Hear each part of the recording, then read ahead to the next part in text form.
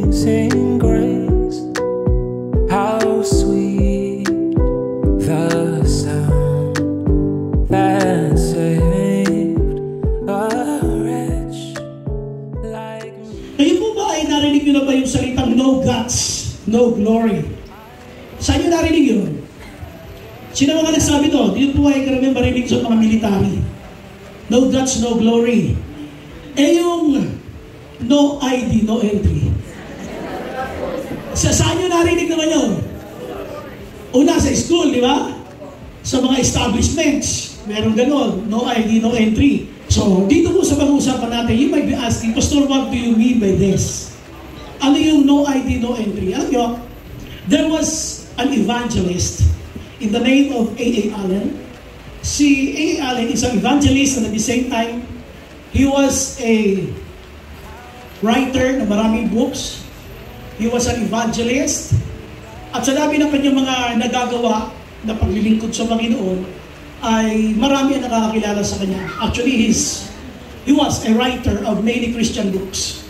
Lalo-lalo na sa evangelism, sa spiritual warfare. Marami ang sumusulat sa kanya noong kapanahonan niya noon at nagpapasalamat sapagkat dahil sa iyong buhay, sa iyong mga pangangaral, marami kami sa pamilya namin na na-born again, nakakilala kami dahil sa iyo. Thank you so much. So, ang dami na nare-receive ng mga compliments.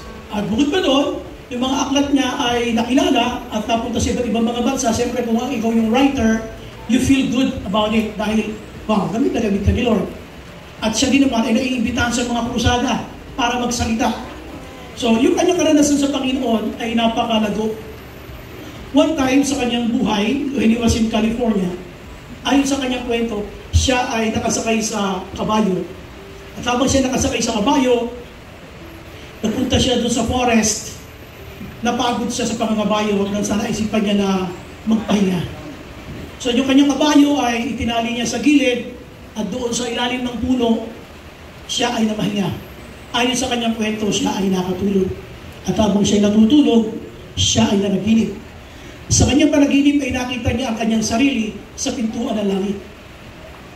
Nung siya ay nasa pintuan ng langit, ayaw siyang papasukin ni San Pedro. Bakit? Dahil dyan, no ID, no entry. Alam niyo, nung ayaw siyang papasukin ni San Pedro, ang sabi sa kanya ni St. Peter, sa kanyang kwento, sa kanyang panaginip, ay, bakit mo kailangan pumasok dito sa loob?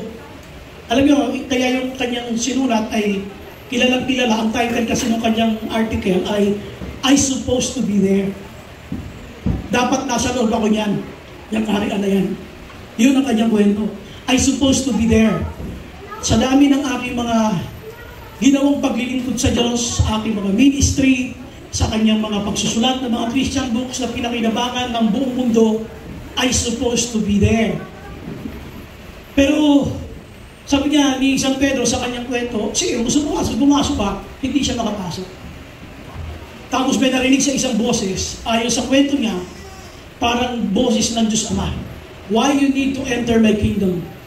Kinuwento niya, sabi niya, kasi sa lupa ko ay marami akong ginawang paglilingkod sa inyo, nag-ministry ako, pinagamit ko yung buhay ko sa paglilingkod, ako po ay isang evangelist, I'm a writer, and he mentioned all the credentials that he had.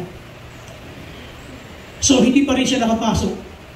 Doon sa panahon na para siya nanghihinagpis, may isa pang boses siyang narinig. And he believed, sabi niya sa kanyang kwento, it was the voice of our Lord Jesus Christ. Ang sabi ng boses ng ating Panginoong Jesus, ayon sa kwento niya, doon sa kanyang panaginip, Father, kailangan natin siya papasukin dito sa ating kaharian sapagkat tinubos ko siya ng aking dugo. At doon lamang siya nakapasok. Nabisi siya umiiyak at lumuhod siya sa Panginoon at nanalangin, Lord, ang kaligtasan ko, ang pagpasok ko sa langit, wala pala sa credentials ko. Kung dahil sa ako'y tinubos ng iyong dugo, na ikaw ay namatay sa krus. Ang daming Kristiyano ay dinaya ng paniniwala na yung kanyang dami ng kanyang paglilingkod sa Diyos ay credential para pumasok sa langit. Na nagiging basihan upang manlamig sapagkat ang dami ko nang nagawa para sa Diyos. Ang dami ko na nagawang paglilingkod. Na akala mo siya ang basihan kaya kapapasok ng langit. ang taong papasok sa langit, sabi ng book of Ephesians, not by our own good works, but only by the grace of God. Dahil lamang sa biyaya ng Diyos, mayroong Jesus na namatay para sa ating kaligtasan. Amen. Palakpakan natin ating Panginoon. So today, we will be going to the book of Romans. So baka di-discuss natin itong no ID, no entry, ay paano bang ang Kristiyano ay magpapatuloy sa buhay na mapayapa habang nasa lupa, samantalang nakatitiyak naman siya ng langit. Ibig sabihin yung alam niya sa langit siya pupunta. So if you have your Bibles, samahan niyo ako sa book of Romans chapter 8 verses 31 to 39. Ito yung sinabi ng Bible, sinabi ni Paul sa book of Romans chapter 8, 31 to 39. What then shall we say in response to these things? Ano ang masasabi natin ngayon sa lahat ng mga bagay na ito? If God is for us, who can be against us? He who did not spare His own Son but gave Him up for us all, how will He not also along with Him graciously give us all things? Ito yung sinasabi ko noon na kung kayang ibigay ng Diyos Ama, kung kayang ibigay, verse 32 siya na hindi niya pinagkait ang kaisa-isa niyang anak, hindi niya pinagkait si Jesus, ibinigay sa atin. But gave Him up for us all, binigay niya kanyang anak para sa atin. How will He not also along with Him graciously give us all things? Ibig sabihin, kung kaya niyang ibigay ang kanyang isa-isang anak na si Jesus, hindi ba niya kayang ibigay ang mga bagay na material kasama ang kanyang anak? Kung ang anak niya kaya niyang ibigay So ibig sabihin, kung ang hinihingi mo ay bagay na material, financial, ibibigay yan ni Lord. Kasama ng kanyang anak.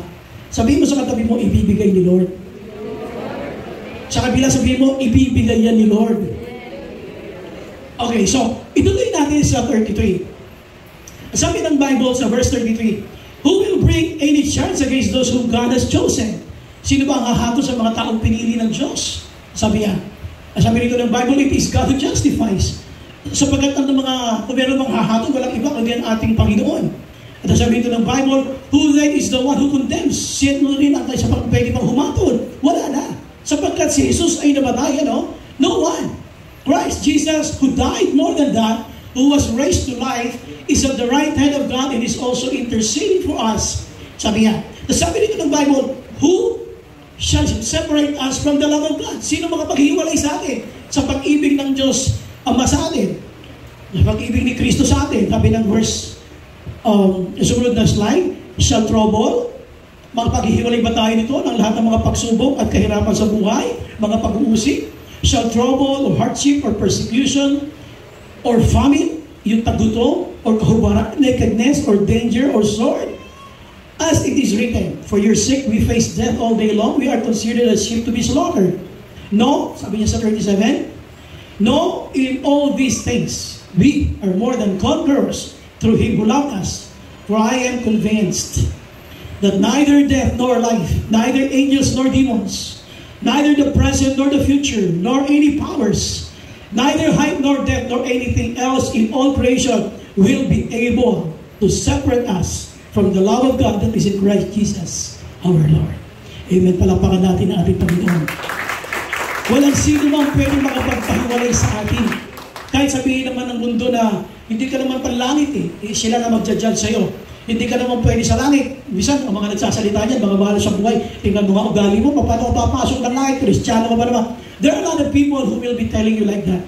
Tandaan nyo, in Christ, there is now no condemnation. Sa Panginoong Jesus, wala na yung mga paghahatulagan yan because Jesus died for us. Now, balik tayo sa ating dito sa no ID, no entry. Ano ang gusto natin tukuyin dito sa ating tema? Na no ID, no entry. Talaga ba ang isang Kristiyano ay papasok sa langit o hindi? Papasok, siyempre. Pero kailan mo naramdaman yung misa na parang nangihina ang iyong Christian faith? At bilang paghihina ng iyong pananampalataya, bisa nakadarama ka na, Kristiyano pa ba ako? Born again pa ba talaga ako? Pag ikaw mismo pinagdududahan mo na ang iyong Christian life. Ito yung gusto pag-usapan natin. Kanina, binasan natin, verse 31 to 39. Actually, yung book of Romans chapter 8 ang pag-uusapan natin. At itong part na ito, wala ito sa 39, nasa verse 1. Pero Romans 8 pa rin siya. Sabi ng Romans 8, therefore, there is now no condemnation. Pag sinabing condemnation, ano ba ito? let's try to simplify. Gawin nating simple. Kayo ba pag nagkakagawa ng pagkakamali, nagigilty kayo? Ulit, pag kayo ba nagkasala, nagigilty ba kayo? At kahit humingi na ng tawad, kumisan may guilt feeling pa rin. Tama? Condemnation tawag doon. Ang tawag ng condemnation, lalo na pag humingi na ng tawad sa Panginoon. Kasi ang sinasabi lamang ng banal na kasulatan, pag tayo nagkasala, tayo humingi ng tawad sa Kanya. Pag pinatawad ka na ng Panginoon, believe it. Tapos na yun. Huwag mo nang paniwalaan ang demonyo kasi the devil is very good in remembering, in allowing us to remember our past. Lalo na yung mga past mistakes mo, mga past wrong decisions mo. Kumisan, what made you miserable today because of your past decisions? And sometimes the devil will remind you that. It will keep you, or the devil will keep you reminding you about the negative things you've done before. Magaling siya doon kasi gusto talaga ng demonyo ay wasakin ng ipananampalataya. Huwag ka na magpatuloy, malamig ka. Kaya yung guilt feeling, ang galing-galing niya doon na iparamdam nyo. Tandaan nyo, once you sincerely ask God to forgive you, pag ikaw ay pinatawad na ng Panginoon, kalimutan mo na yun. Pinatawad ka na niya.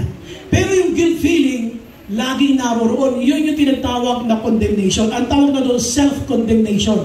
Meron na mga panahon na kumisan parang daig pa natin ng Diyos. Ano ibig sabihin? Kasi si Lord pinatawad ka lang, pero ikaw hindi pa napapatawad sarili mo. Nasubukan niyo na yun? Yung parang bigat na bigat ka, bakit ko ba ito nagawa? Bakit ko ba ito nagawa? Isa na namin mo mga tanong na gano'n, Kristiyano ba ako talaga? Kumisa na namin mong questions in your Christian life na kumisan ang resulta ay panlalamig, panlalambot, at pagkawala na ng gana sa paglilingkod sa Panginoon. Number one dyan, na ginatrabaho ka ng kaaway, yun tinatawag natin na condemnation. Ngayon, sabi ng Bible, therefore, there is now no condemnation for those who are in Christ Jesus. Why? Why? Bakit wala ng condemnation? Ang sinasabi lang ng 1 John, when you commit sin, you ask forgiveness. Pag huwi ka na ng tawad, tapos na yun. Huwag mo nang balik-balikan pa yun at i-meditate ng todo. Kung minsan hindi mo makalimutan yung mga mali mo mga nagawa, kasi na ikaw din na may gagagawa. Now, especially kung hindi ka na-disciple, hindi mo alam ang Word of God. At sabi ng Bible, kay Kristo wala ng condemnation, wala ng paghahatol because, tingnan niyo ito ha, because through Christ Jesus, the law of the Spirit who gives life has set you free from the law of sin and death. Ang trabaho kasi ng guilt feeling, sample natin yung guilt feeling na lang. Huwag na nating damihan ang paliwanag, guilt feeling na lang. Kapag nagkasala tayo, alam mo nang mali yung nagawa mo, unang-unang malulungkod dyan ang banal na Espiritu sa'yo. So pagka nalungkot ka dyan sa iyong nagawang mali, the Holy Spirit will encourage you, will prompt you to ask for forgiveness. So, hingi ka naman ng tawad. Pag humingi ka na ng tawad at ayos na yun, hindi na kukontento ang demonyo nun because the devil doesn't want you to live in peace. Ayaw ng demonyo na ikaw ay payapa. Ang gusto niya, yung naguguluhan ka, nakukonfuse ka sa Christian life mo, dumating yung time na Kristiyano mo ba ako, pag nagtatanong mo na ng ganyan, it's not the devil working in your life. So, dapat babantayan mo na yun. Kapag pinatawad na ako ng Panginoon, tapos na yun. Ngayon, bakit sinasabi dito ng Bible na there is now no condemnation because the forgiveness of sins to all mankind has already been done at the cross. Namatay na si Jesus, pinatawad na tayo sa mga kasalanan natin. The worst sin that you could ever done. Ang pinakamasamang kasalanan na pwede mong gawin, pinatawad na sa krus na mamatay si Kristo. Kaya hindi na ito pwedeng ibato sa iyo ng demonyo lahat ng kasalanan mo because Jesus already died for you. At lahat yun ay tapos na. Palakpakan natin ang ating Panginoon. Ito yung advantage ng Christian. Ang Christian kasi pagka nakaranas siya ng kapatawaran sa Panginoon at nauunawaan niya na tinubos ka ni Kristo, lahat ng kasalanan mo pinatawad na dito, it will give you a new life, new strength. Pero kung ikaw ay unbeliever, dito pumapasok yung mga depresyon. Kasi wala siyang Jesus. Walang kapayapaan. Kaya naguguluhan siya sa buhay. Kasi wala siyang Kristo. Wala yung pinag-uusapan na pagpapatawad at pagmamahal ng Diyos. Akala niya lahat, it's all by his own effort. Kaya niya masosolve ang problema niya. Kaya magiging okay ang buhay niya. Sabi ng Bible, there is now no condemnation. Tumigis na ang dugo ni Kristo sa krus. Namatay na siya. Tapos na ang kwento. Tapos na. Pinatawad ka na niya. Ang sabi lang ng Bible, kung magkakasala ka uli, ipahayag mo lang yung kasalanan at ikaw ay kanyang patatawarin. Yun lang. Huwag mo nang i-meditate pa. Stop meditating your sin. That's where the enemy enters. Doon pumapasok ang demonyo kapag nagme-meditate ka ng mga kasalanan mo. Hindi mo na ng tawad, tapos na. Stop meditating and contemplating about your sins. Nagkakaroon tayo dito ngayon na tinatawag na parang sinisira mo na ang iyong buhay Kristiyano. Sapagkat ayaw mong patawarin ang sarili mo. That's the kind of life we have. Kung minsan kung titingnan mo, akala mo lang ay para tayong nakakaawa sapagkat hindi mo mapatawad ang sarili mo. Sa totoo lang, it's not nakakaawa. It's an inverted pride. Si Lord na pinatawad kayo, hindi mo mapatawad ang sarili mo, ang arte mo ha. Napakataas naman ang pride mo, ang yabang mo. Si Lord na pinatawad kayo, hindi mo mapatawad ang sarili mo. Akala mo na nakakaawa, pero it's an inverted pride. Kaya dito sinasabi ng Bible, Jesus already died for you. And the forgiveness of sin has been bestowed upon us. Sa lahat ng sasampalataya sa Kanya, hindi na mapapahamak. Why? Because you are already forgiven. You just have to realize na mayroong isang namatay sa krus para sa iyo. Pero ano ang nangyayari sa Kristiyano ngayon? Ngayon, ang Kristiyano pag nagkasala, tinatrabaho tayo ng demonyo. At hindi mo alam na tinatrabaho kanya, ang galing niya sa magbibigay sa iyo ng guilt feelings. Yun ang sa umaga. Ito huwag yung gagawin, pero tignan ko sa iyo, maraming gumawa dito. Ito-peploy ka ng gabi. Tapos nakatulog ka. Umaga na nang maalala mo, nag-peploy na nga pala. Sino merong gano'ng karanasan? Wala. Wala, puro kayo banal dito, tingin ko eh. Yun, nag-pray ka ng gabi.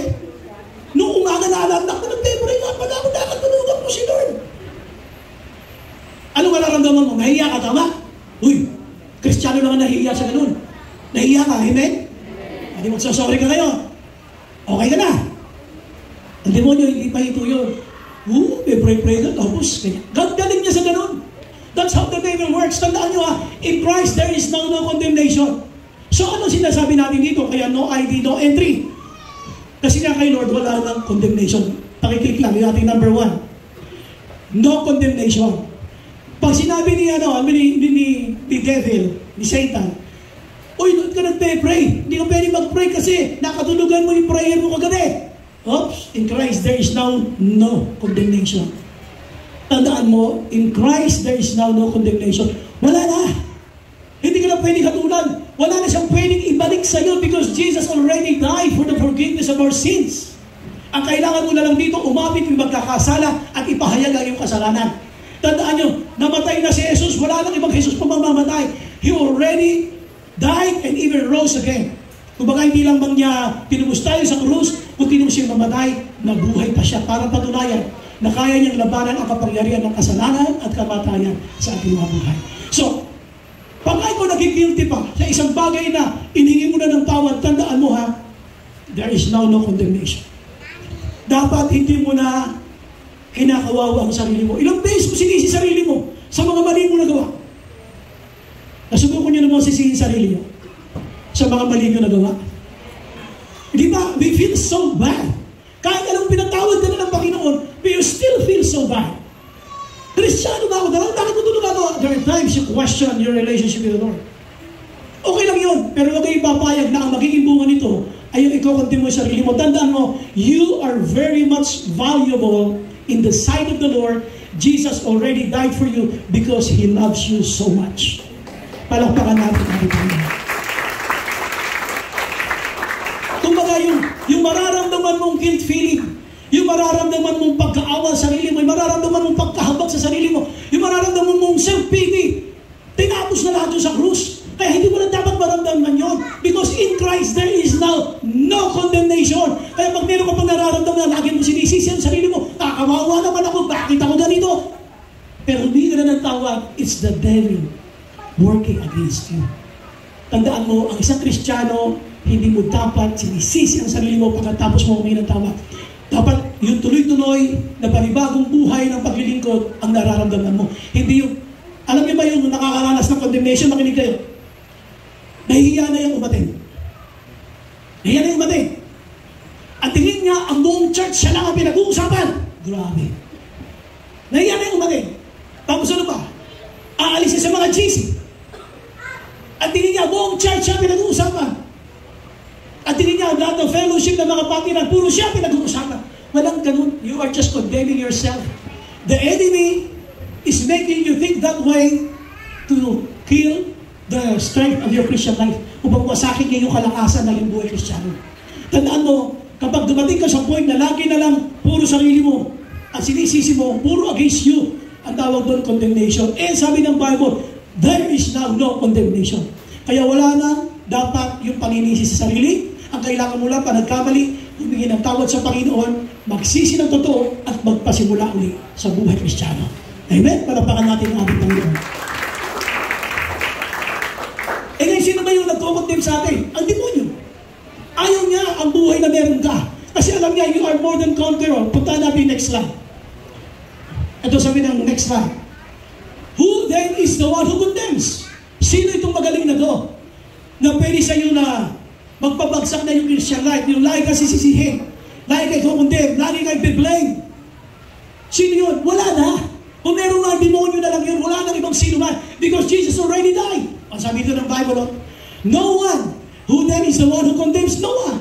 Christ Jesus, tandaan nyo ha? Christ Jesus who died. Isabihin, pinagbayaran na ni Lord ang lahat ng pwede maghunggungan ng iyong kasalanan. Tinubos ka na rito. At ang maganda, yung tumubos na yung namatay, pinakita pa niya yung kanyang kapangyarihan. Nabuhay na mag-ulit. Kaya yan dito, naka-emphasize. No one, sabi niya, Christ Jesus who died, more than that, who was raised to life. Talaga dinaig niya yung kapangyarihan ng kasalanan sa iyong buhay. Kaya wag na wag mo lang sinisisi sarili mo. Sabi mo sa katabi mo, wag na wag na. Wag na wag na, kasi ganyan pa, ang dali ng demonyo yan. Lalo na, hey listen, lalo na when we keep on repeating sins because of our weaknesses. Lalo na pag meron kang kasalanan na dahil sa iyong kahinaan, kasi pabaya ka rin sa iyong prayer life. Pabaya ka rin sa busa ng Bible.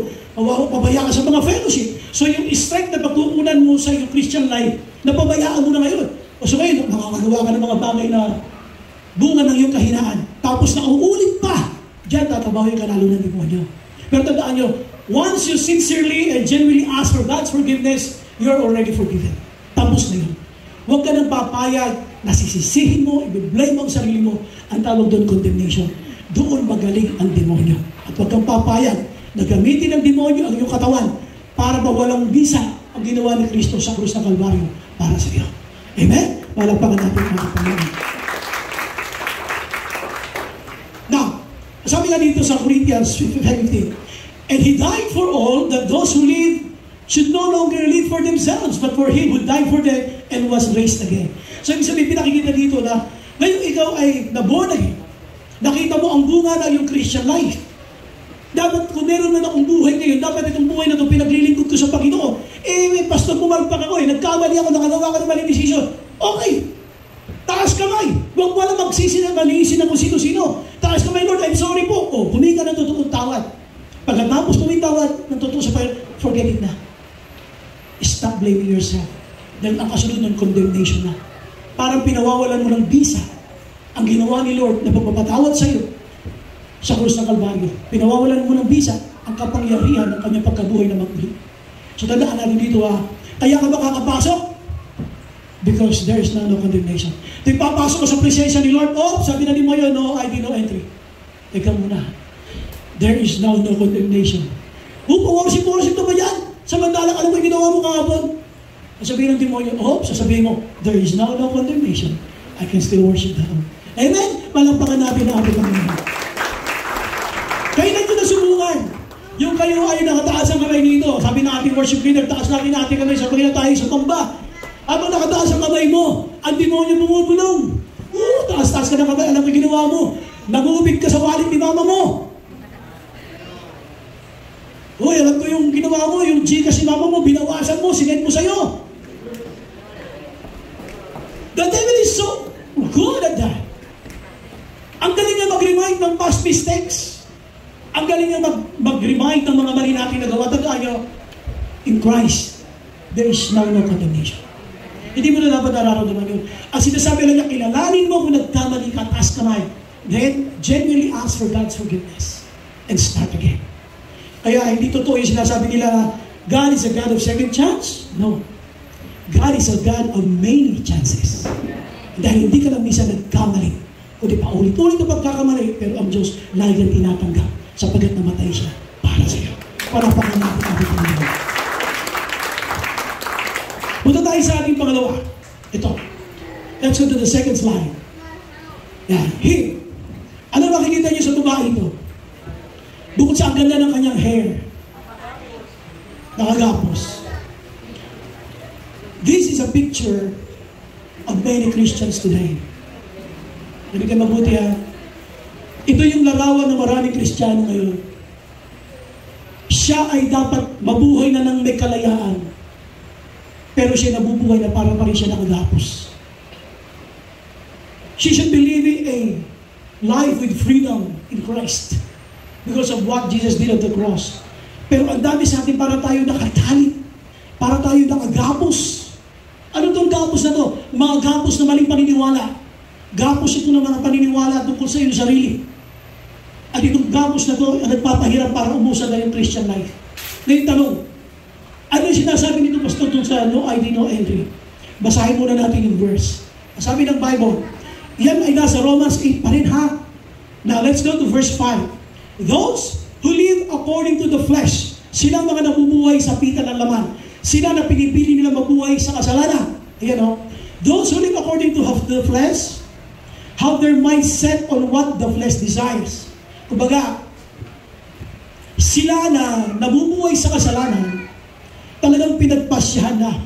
Ginawa na nilang goal ang mabuhay sa kasalanan. Makinig kayo ha.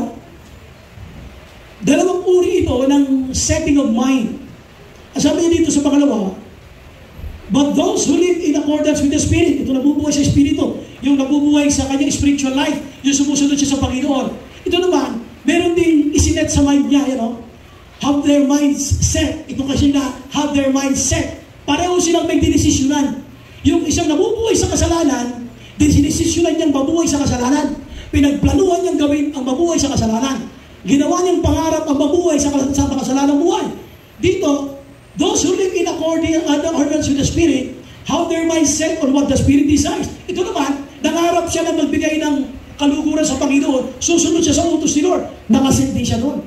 Nakaset din ang kanyang pangarap to. Ngayon, sabi nito ng Bible, the mind, yung isip natin, governed by the flesh is death. Malalaman mo niya sa itsura ng mga ginagawa mo araw-araw. Go back to your daily routine to check it. Go back to your daily routine, i-check mo. Ano ba ang aking mga ginagawa? The mind governed by the flesh, ang isipan na pinamumunahan ng pita ng laman, ang bunga nito ay kamatayan. Ibig sabihin, pinapahamak ka. Nawawala ang matinong buhay Kristiyano mo. But the mind governed by the Spirit is life and peace. Ay buhay at mayroong kapayapaan. So ano sinasabi natin sa no ID, no entry? Kailan kayo huling nalito sa iyong Christian life? Kayo ba, meron ba kayo naranasan na parang nagtatanong kayo, ang alam kong born again ako, ba't ko pa kaya nagagawa yung ganitong mga bagay? Nasubukan nyo na magtanong ng gano'n? Yun naman ang gano'n, kakasala pa rin kayo. Parang wala naman yata nagkakasala dito. Kayo ba nagkasala na? Yes. Nasubukan nyo naman magtanong na, katulad na sinasabi ka, alam ko born again ako, pero bakit nagawa ko pa yung ganitong bagay? Nasubukan nyo na? Uy, parang nadalawa lang kausap ko. Okay. Ang tingin nyo doon, nakakita na kayo ng iba't ibang status sa Facebook. Pagdating doon sa kanyang love life, ano yung mga kadalasang sagot? In a relationship. Di ba? Meron gano'n, di ba? Ano ba ang mga kasagot doon? Complicated. Ano ba? Uy! Naku, may mga kabataan nga ng video sa Facebook. Okay. Married. Happily married. Kaya ako ito tinatanong kasi dito. No? May mga Christians na ginagawang komplikado ang buhay Kristiyano. Maraming ba mo diyan? May mga Christians, ginagawa niyang komplikado. Pag sinabi, ano yung sabi natin, sinabi complicated, making it harder to deal with. Ibig sabihin na complicated. Making it harder to deal with. Ibig sabihin na complicated. Yung bang, lalo mong pinahihirapan, paano ayusin. Ibig sabihin na complicated. Ngayon dito, tandaan nyo, dapat, makinig ha, dapat ang Kristiyano, ito ang pinipili natin. Those who live in accordance with the Spirit have their mind set on what the Spirit desires. Dapat yan ang pinipili natin. Yung mabuhay sa Espiritu, yung mabuhay sa gabay ng banal na Espiritu, dapat yan ang pinipili natin. Pero ano ginagawa natin? Pinipili natin yung gawa ng kaaway. Kaya siya nagiging complicated. Tandaan nyo, dapat sa buhay Kristiyano, no complication. Ito yung number 2. Ano yung number 1? No condemnation. And number 2, no complication. Huwag mong mahirapan ang buhay Kristiyano. Nalilito ka sa Christian life mo, nalilito ka. Kasi nga, sa iyong maling mga pangarap, hindi baling pangarapin mo ang sumaya. Pero kung ang iyong kasiyahan ay magbubunga ng kalungkutan ng Diyos, hindi kasiyahan yun. People should always seek what glorifies God, not what makes you happy. Ang mundo, yan ang talaga kinakalat sa atin. Do what makes you happy. Keep doing what makes you happy. It's false. It's the devil's lie. At dapat ang iniisip mo ito, what glorifies God? You have to set your mind on this. Pero ang iba, listen ha, bakit nagiging complicated ang buhay Kristiyano? Yung kasalanan, pinagpaplanuhan. Those who live according to the flesh have their mindset. Nakaset na. Wala pang linggo, nakaplano na kung anong kasalanan ang gagawin niya pagkatapos ng Sunday service. Yung iba naman, wala pang linggo, nakaplano na kung anong mga gagawin nila para sa church, para sa dinidisciple niya, para sa kanyang gagawing Bible study, para sa gawain niya sa susunod. Pero iba naman ang plano. Ito, they have set their mindset on what the flesh desires. Kumusta ka? Nasaan ka rito? Ito yung sinasabi ko na kung ang paglilingkod ay pinipili, ganon din ang pagtalikod. Kung ang paglilingkod ay pinipili, ganon din ang pagtalikod. Pinili mo eh. Gusto mo ng buhay na maayos? Pangarapin mo, iset mo yung mind mo sa mga bagay na may kinalaman sa banal na Espiritu. So gusto mo ng buhay na magulo? Dito ka. Set your minds on what the flesh desires. Eh ano ba ang design ng flesh? Puro kasalanan. Most of the time, the flesh desires will always lead you to sin that will lead you to death, that will lead you to hell. Pero tayo, sabi ng Bible, wala pa ba nakaplano ka na? Kumusta ka? Ngayon. Nag-church ka ngayon, Christian ka. After ng church service, ano ang plano mo nung nakaraang linggo na? After ng church service, ano ang nakaplano mong kasalanan gagawin mo mamaya? They have set their mindset, they have their mindset on what the flesh desires. Planado ang kasalanan. Walang kasalanan biglang nangyari. Karamihan ng kasalanan pinagplanuhan. Kaya nga pagdating sa korte, meron silang tinatawag na premeditated. Pinagplanuhan. Think about yourself. Ano na mga kasalanan pinagplanuhan mo last week? After ng Sunday service, ganito gagawin ko. Alam mo ng flesh yan eh. Pita ng laman yan eh. Alam mo ayaw ni Lord yan eh. Pero nakaset ka na dyan. Hindi pwede yan mabago. So, pinipili mo. Kaya ngayon yung Christian life mo nagiging komplikado. Sample, moment of worship. Moment of worship. Mag-isa ka na lang in your private room. Wala. Dry ka. Alam mong dry ka because you know you're living in sin. Dry ka kahit anong gawin mong prayer, kahit anong subukan ng pagsasalita, walang lumalabas na matino. Even your minds and your heart are not well coordinated. Kuminsan yung bibig mo ay hindi coordinated sa puso mo, magkaiba yung laman ng puso mo at ng bibig mo. Makikita mo yun sa prayer mo. Minsan gusto mo lang magsalita, pero yung puso mo malungkot kasi alam mo nabubuhay ka sa kasalanan. Pero gusto mong magbungang Kristiyano, kaya gusto mong maglabas sa bibig mo ng magagandang salita. But God knows it. Alam na alam ng Espiritu ng Diyos yun. Kaya tingnan natin mabuti dito. Kaya ikaw ngayon, wala ka na magawa, kundi umiyak na lang. Iyak ka na lang. Why? Naging complicated. Tutsakdo lang. Nalating yung time, sisisihin mo sarili mo. Akala mo hindi ka born again. Born again ka. Kristiyano ka. Kaya nga because of your weaknesses, pinipili mong gawin yung mali. Wala ba yung araw ng linggo planado na kasalanan gagawin mo? Sabi mo sa katabi mo, parang ikaw yun. Wala bang linggo planado na yun, Alam mo ba ibig sabihin nito, Those who live according to the flesh, pakinggan nyo Those who live according to the flesh, pakibasa nyo yung ito. Those who live according to the flesh, have their mindset on what the flesh desires. Have have their minds set. Ayaw niya magbabago. Katulad kayo, naririnig niyo yung preaching na to. May plano kang gawin kasalanan mamaya, naririnig mo na to. Kinukundi ka na ng Holy Spirit, nilalabanan mo pa rin. Kasi gusto mo talagang gawin to eh. Nakaset na yung mind mo sa paggawa ng kasalanan. Kaya itong sinasabi ko, hindi mo na ako binabansin ngayon. At the back of your mind, tinokontra mo na ako. Lumalaban ang isip mo. Kasi gusto mong tayuan itong kasalanan na matagal nang nakaset. Sabi mo sa katabi mo, kaya ang Christian life, complicated sa'yo. Pag gano'n, kahit ano gawin kong prayer, hindi ako makapag-pray.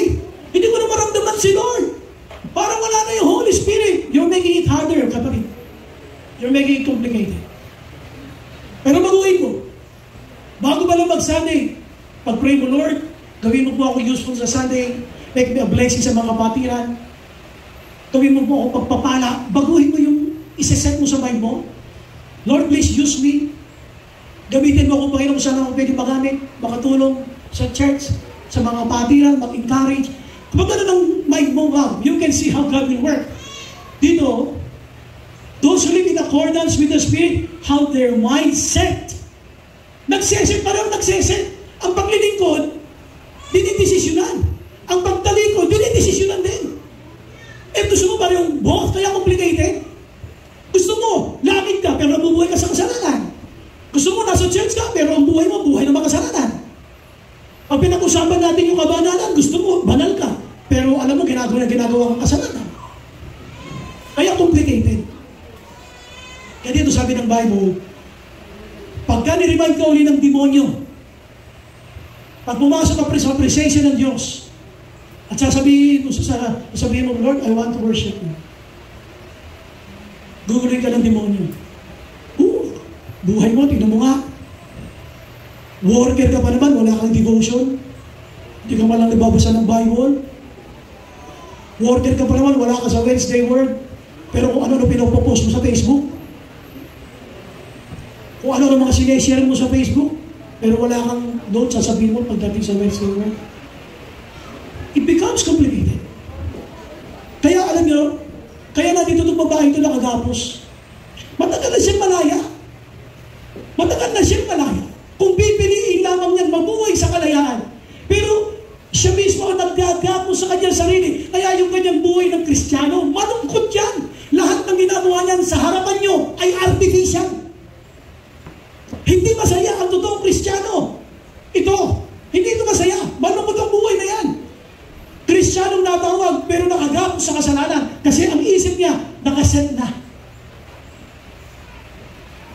Sabi mo sa katay mo, hindi ikaw yun. Alam ko maayos ka. Palakpakan natin sila.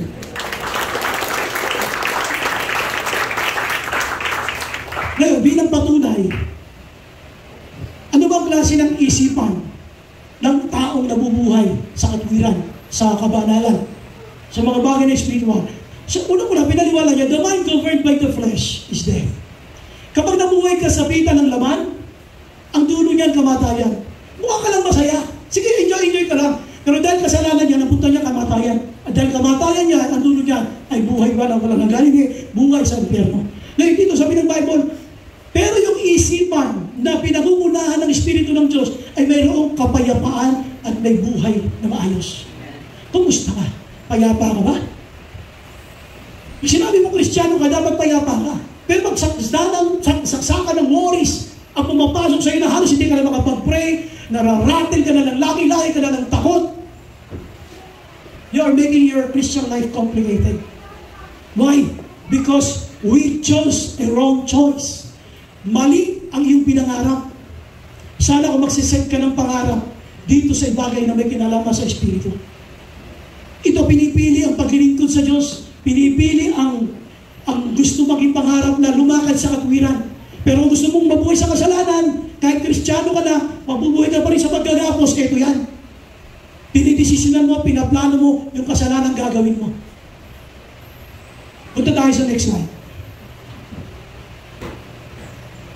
Ang sabi ng Bible, the mind governed by the flesh is hostile to God. Kumbaga, walang pakialam sa Diyos yan. Hindi pinag-uusapan dyan kung ano nakalulugod sa Diyos. hostile. Ito masakit. Bilang patunay ha, bilang patunay kung ikaw ay Kristiyano, na hindi maayos ang iyong Christian life, it does not submit to God's law. Hindi yan sumusunod sa mga pamantayan ng Biblia. Sarili niya lagi ang nasusunod. Yung katwiran niya ang nasusunod. At kahit gusto niya, nor can it do so, hindi niya kakayanin. At ang sabi ng verse 8, those who are in the realm of the flesh cannot please God. Silang mga nabubuhay sa pitan ng laman at kasalanan ay hindi makapagbibigay ng kaluguran sa Diyos kahit gusto nila. Complicated. Kaya kung sinasabi ang buhay ng Kristiyano ay artificial, ito yan o. Napangalaga lagi sa kanya ang kanyang reputasyon at ang kanyang physical image sa ibang tao. Pero yung tunay na siya, Diyos na ang nakakaalam. Sabihin mo sa katabi mo, kamukha mo yun nasa picture.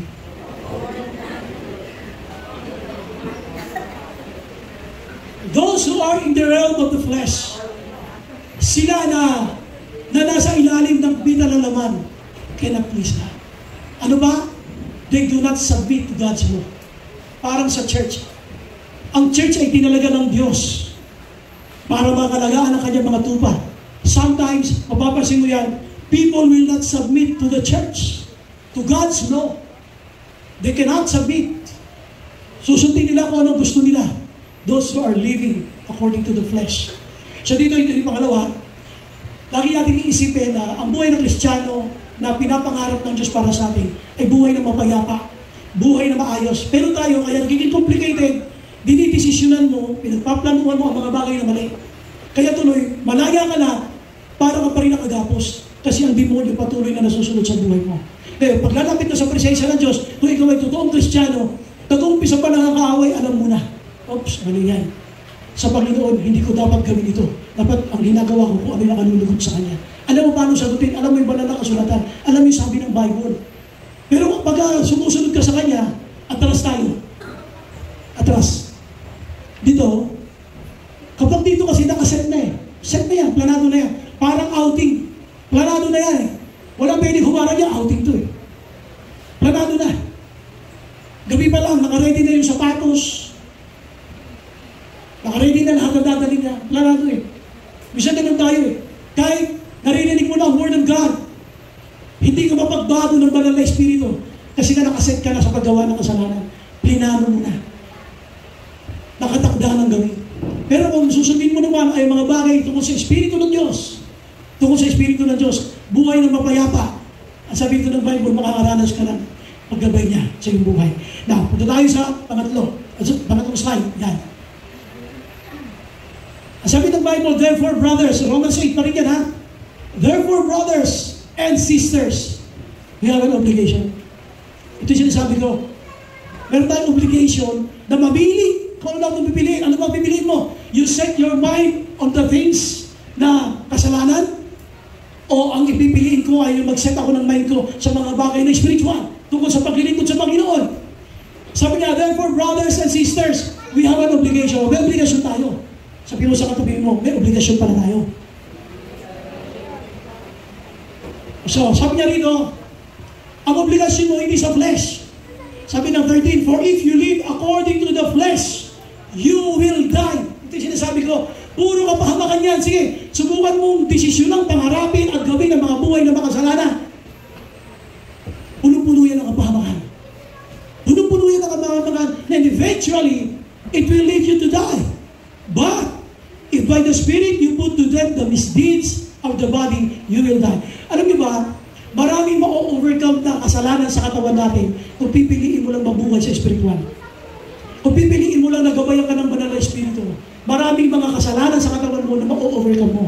Pero kapag hindi mo dinesisyonan ang mabuhay ka sa espiritu, sabi ng Bible, you will live according to the flesh, then you will die. Ano sabi dito ng Bible? For those, di ba, sabihin mo, bahala kayo sa buhay niyo, wala akong balak sundin yung banal na espiritu na yan. O di sige, tingnan natin. Sabi ng Bible, for those who are led by the Spirit of God are the children of God. Tandaan nyo ha, ang ginagabayan lawan ng banal na espiritu ay mga anak ng Diyos. Ayaw mo sa banal na espiritu. Ayaw mo gabayan ka ng banal are led by the Spirit. Pag hindi mo nararamdaman na parang ang pinangungunahan ng banal na Espiritu, magtanong ka na, kasi ang pinangungunahan ng banal na Espiritu ay mga anak ng Diyos. For those who are led by the Spirit of God are the children of God. The Spirit, listen, the Spirit you receive does not make you slaves so that you live in fear again. Ibig sabihin, yung tinanggap mong Espiritu ng Diyos, yung banal na Espiritu na nasa iyo, ay nagbibigay sa iyo ng kapangyarihan upang huwag ka nang alipinin muli ng kasalanan. Pero wala, pinipili natin ng kasalanan kaya lagi tayo nakagapos kahit malaya ka na. Kaya complicated ang dating eh. Bakit ang hirap naman ang buhay Kristiyano? Ino-question mo kasi pinipili mong gawin ang kasalanan. Pinipili mong pagplanuhan gawin ang mali. At habang pinipili mong gawin ang mali, nabubuhay ka sa kasalanan, bumabalik ka muli sa pagkakaalipin. At tinanggap mong Espiritu ay nagbigay na sa iyo ng kalayaan. Sabi mo sa katabi mo, malaya ka na. Ulitin mo, sabi mo, pinalaya ka na. Palakpakan natin natin, Panginoon. God does not want you to live in fear again. Ayaw niya mabuhay ka sa pagkatakot. Malaya ka na. Kaya walang complication dapat. Don't make it complicated. Ano nangyayari kasi? Parang ang naguguluhan sa iyong buhay Kristiyano. Teka mo na Kristiyano, bakit ako nakakagawa ng ganito? It becomes complicated. Why? Because you choose to keep on sinning and doing what is not the will of God. No! Sabi niya, in all these things, kung ano yung these things, ito yan yung inisa-isa niya. No, in all these things, ano yung these things, ito yung inisa-isa niya. No, in all these things, we are more than conquerors. Higit pa tayo sa mananagumpay through Him who loved us. Sa mamamagitan niya na nagmahal sa atin. Ano-ano yung these things na kaya mong pagtagumpayan because you are more than conqueror. Sabi ng Bible, for I am convinced that neither death nor life, na hindi ang kamatayan o kaya ang buhay, neither angels nor demons, hindi ang mga anghel o mga demonyo, neither the present nor the future, hindi yung kasalukuyan o yung mga darating pang mga panahon, nor any powers o anumang kapangyarihan, neither height nor depth, sabi niya, neither height nor depth, walang anumang bagay tungkol sa kaitaasan o kailaliman, nor anything else in all creation will be able to separate us from the love of God that is in Christ Jesus our Lord. Palapakan na natin ang Panginoon. Walang sino man. Tandaan nyo, when Jesus died at the cross, nung umatay si Jesus sa cross, pinatawad niya ang lahat ng kasalanan ng buong sanlibutan. Kaya nga merong verse 16, for God so loved the world, including you and including me. Both of us, the whole of us, kasama dun sa world. Yung kasalanan ng world na yan, kasama kasalanan ng lahat, pinatawad ni Lord, doon tayo ay tinubos siya sa krus. So, tinubos siya tayo, namatay siya, at pagkatapos siya mamatay, siya nabuhay na mag-uli. Paano ginawa niya? Paano niya tayo tinubos? Alam natin ang kwento ng Biblia, pero hindi natin nasaksiyan sapagkat wala pa tayo nun. Pero anong naganap sa kalangitan? Paano nagkaroon ng katubusan? Hindi mo na kailangan isipin nyo, you just have to take it by faith. Dahil pag inisa-isa mo yun, hindi mo kaya ipaliwanag lahat ang nasa isipan ng Diyos. Kung bakit niya kailangan yun, one thing is sure. God loves us so much. God doesn't want you to suffer. God wants you to be with Him in heaven. Kaya pag may mga bagay na hindi ka maintindihan sa buhay Kristiyano, tandaan mo, anumang sitwasyon ka maharap, you are more than conqueror against that situation. Kung paano ka nagtatagumpay, hindi ko alam. Kaya wag mo na itong pag-isipan ba? Ito yung tinasabi ko na no comprehension. Wag mo nang pilitin mo lumain lahat. The Bible is clear, you have to take it by faith that you are more than conqueror. No comprehension na. When I say comprehension, you try to analyze it detail by detail. What happened in heaven? Paano nangyari ito? No. You just have to take it by faith. I-claim mo siya na may pananampalataya na lahat ng mga bagay na mahaharap ka sa mga sitwasyon na ito, you are more than conqueror. Kung paano ka magiging conqueror sa harap ng lahat ng yan, take it by faith. Huwag mo na itong isipin pa. Kung mga no-brainer. Hindi mo na kailangan pag-isipan because what you need, what God needs from you is your faith. Kailangan yung ating pananampalataya ay buong buo. Could you imagine this verse, Romans 8:11? The same power that raised Christ from death is inside of you. Wow. Daig pa nun ang kryptonite. Daig pa nun ang anting-anting. Yung kapangyarihan na nagbumuhay kay Jesus, yung kapangyarihan na bumuhay kay Kristo, ay nasa iyo. Yung kapangyarihan na yun. Parang hindi niya ako nahintindihan. Uulitin ko ha. Diba si Jesus inilibing? Amen? Pagkatapos sa 5 araw, siya muling nabuhay. Amen? Ilang araw? 3 araw lang ha? Hindi 5 araw. Pagkatapos sa 3 araw, siya muling nabuhay. Amen? Doon siya nabuhay, yung power, yung kapangyarihan bumuhay sa kanya, yung power na yan, nasa iyo. Ayan o! Romans 8:11, kaya nagtatrago, hindi kayo pumapalagpak, palagpakan niyo si Lord. The same power that raised Christ from dead is inside of you. Nasa loob mo! Sabihin mo sa katayo mo, nasa loob mo! Sa kabila ng nasa loob mo! O siya magpalagpakan Lord, di mas pala. You just have to take it by faith. You don't need to understand every detail of it. But one thing is sure, sabi ng Bible, in all these things, we are more than conquerors. Pastor, di mo lang alam kung gaano kabilang ang problema ko. Isa-isa na nga eh. Ayan o. Anong klaseng sitwasyon meron ka? Sabi niya, for I am convinced that neither death nor life. Ano ba yung sitwasyon mo? Matter of life and death ba yan? Ayan na nga o. Kahit gaano ba ka-imposible yan, you are more than conqueror. Parang takal natin si Lord. Huwag mo nang i-analyze. You have to take it by faith. No comprehension at all. Just believe it. You are a conqueror. You are more than a conqueror. Kaya punta natin next slide. Sabi ng verse 26, Romans 8 pa rin ito ha. In the same way, the Spirit helps us in our weakness. Alam niyo, may mga panahon na pag kayo nagpipray, kapag kayong kapapasok mo pa lang sa presensya ni Lord, wala ka pang nababanggit na words, pero yung mga luha mo nag-uunahan sa magpatak. Naranasan niyo na yun? Wala pang lumalabas sa bibig mo, but your tears kept on falling. Sabi ng Bible, the Spirit helps us in our weakness. We do not know what ought to pray. Di natin alam kung dapat mag-pray. But the Spirit Himself intercedes for us through wordless groans. Kung minsan alam nyo, hindi mo alam na pag-pray mo, hindi mo sasabihin mo, words are not enough. Kung minsan alam nyo, puro daing na lang at iyak.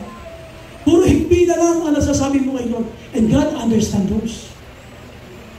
Naunawaan ni Lord yun. Kahit walang lumalabas na mga salita sa iyong pananalangin, God understands every tear. There are words behind those tears. At yun ay nababasa ni Lord. Sabi niya rito, He who searches our hearts knows the mind of the Spirit, because the Spirit intercedes for God's people. Tandaan nyo ha, saan sumasama? Saan nag-i-intercede? Because the Spirit intercedes for God's people in accordance with the will of God. Tandaan nyo ha, sumasama lamang ang Espiritu ng Diyos sa mga bagay na isipin mo tungkol sa kalooban ng Diyos. Pag will of God ang pinag-uusapan, you can always expect the Spirit of God to be with you. Halimbawa, nagpe-pray ka, Lord, samahan mo po ako, Panginoon, sa desisyon na gagawin ko. You can expect the Spirit of God to be with you when it concerns to the will of God. Ayan o. Because the Spirit intercedes for God's people in accordance with the will of God. Pag will of God ang pag-uusapan, you can expect the Holy Spirit to guide you.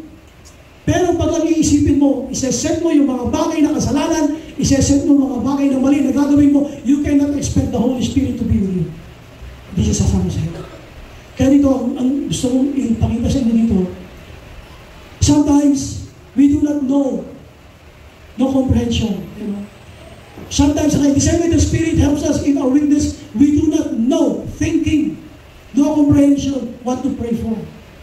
gumagamit minsan ang isip mo when you pray. All you have is yourself and the presence of the Lord. Kulang yung salita na sasabihin, ay minsan nakahinto ka na lang. Nararamdaman mo lang basang-basa na yung pisngi mo sa mga luhang pumapatak sa'yo. Hindi lang ginagamit ang isip. God knows your heart. Alam niya yung isip mo, alam niya yung puso mo. At sinasabi ko lang dito, paglapit mo sa presensya ng Diyos, makakalapit ka sa Kanya because of the presence of the Lord. Nasabi ito ng Bible, God searches our hearts. He also knows the mind of the Spirit. Ito sabi ito ng Bible, nag-i-intercede siya para sa mga anak ng Diyos, God's people, in accordance with the will of God. Ano iniisip mo? Ano pinaplano mo? Ano gusto mo gawin? Kapag pinag-uusapan ng kalooban ng Diyos, maaasahan mo ang Espiritu ng Diyos na kasama mo. At gagabayan ka niya. So, dito, you can expect it because no comprehension.